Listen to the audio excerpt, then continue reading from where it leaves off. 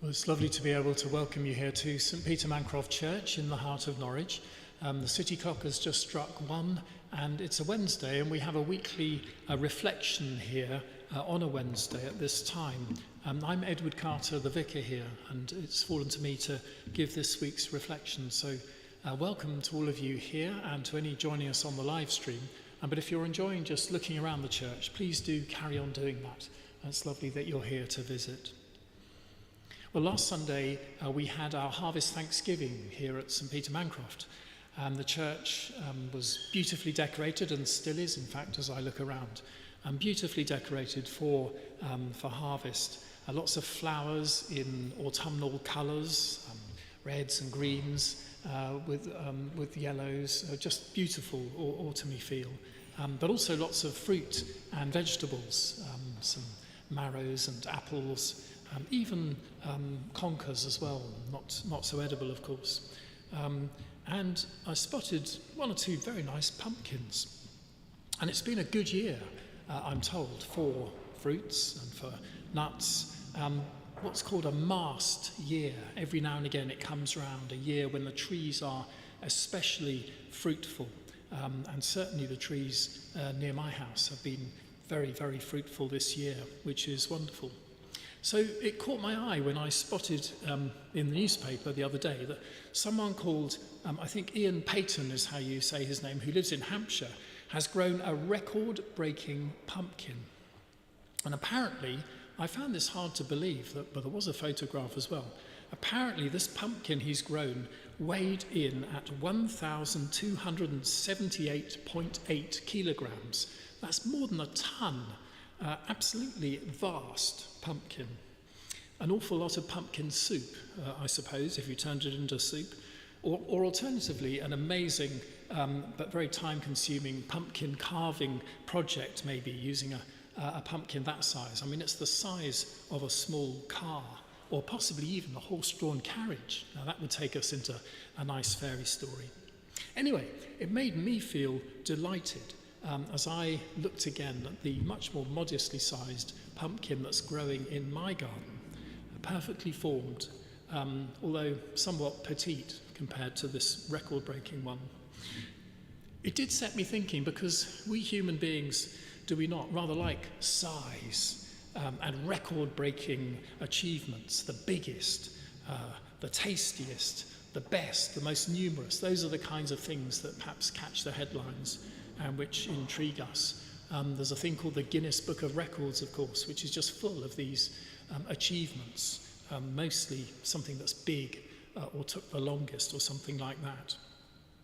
It made me remember here in this very church about 4 years ago, I was here at a talk about science and about agriculture and about different crops and how they could be improved and made better and better. And this particular presentation was about sweet corns. And the scientist giving the talk showed, first of all, a beautiful slide of about 20 different varieties of sweet corn. But all of them looked rather small and probably not terribly tasty. He said, well, this is what it used to be like. And now, he said with great triumph, his next slide showed a beautiful sweet corn of the kind that we would see in our supermarkets today. And he said, isn't it wonderful now we've bred these things and used genetic modifications and whatever. We don't have to worry about all these separate other ones. We've just got this amazing kind of sweet corn which we all enjoy.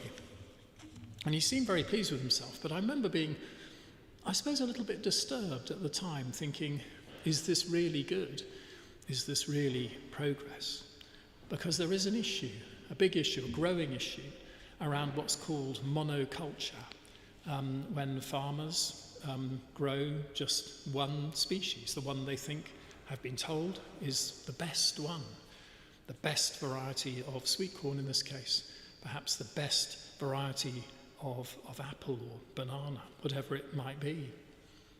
But surely, I said to myself, and maybe you're thinking the same, surely there's something really wonderful about the diversity of varieties and of species and of plants and of animals in this world, in this creation.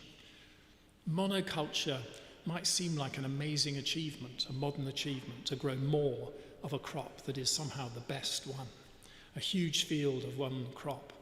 And certainly, I'm told, it's easier to manage, it's perhaps more efficient for planting, more efficient for harvesting as well. But the truth is, we're discovering that it's much more subject also, if you grow crops in that way, much more subject to disease and to pests. You need lots of pesticides, and so you lose all the insect population, and the soil degrades much more quickly as well. It turns out to be a bit of an ecological disaster if you just go for monoculture. And there are actually two little issues buried in there. One is that you just choose one variety that you think is the best and only grow that one. It's certainly happened with things like bananas. There's just one variety of banana now, basically grown for export around the world. That's what we think bananas are. There are about 1,000 varieties of banana, in fact, but only one really that we see in our shops now. Yeah.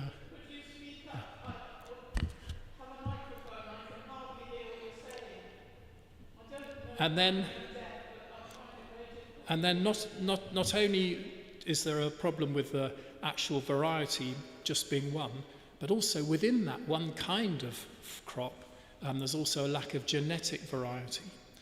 All the bananas turn out to be identical twins of the other ones because there's not any proper interbreeding. This all sounds very technical and scientific, but what it does mean is that diversity is falling and extinctions are growing, of course. There are fewer and fewer different kinds of plants and animals in this world. Well, there are these commercial reasons to worry, environmental reasons to worry, but as I draw to a close, I think there are spiritual reasons to worry as well. I wanted to read a few words from Psalm 148. Praise the Lord from the earth, you sea monsters and all deeps, fire and hail, snow and frost, stormy wind fulfilling his command, mountains and all hills, fruit trees and all cedars, wild animals and all cattle, creeping things and flying birds, kings of the earth and all peoples, princes and all rulers of the earth, young men and women alike, old and young together.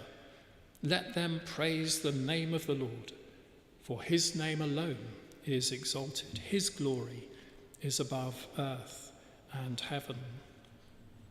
For me as a Christian, I believe that God created this amazing world in which we live. And God did this as an act of love. And creation's response should be to return that love, that praise and glory back to God.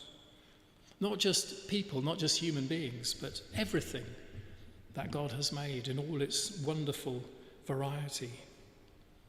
So I want to leave that thought that supporting that great diversity of life here on earth is a good thing. A good thing for the harvest, yes, in a very practical, agricultural kind of way, but actually in a good thing as well for our spiritual well-being as humans, as we remember that we're a small part really, of that great chorus of praise towards God. So I hope the harvest has blessed you this year.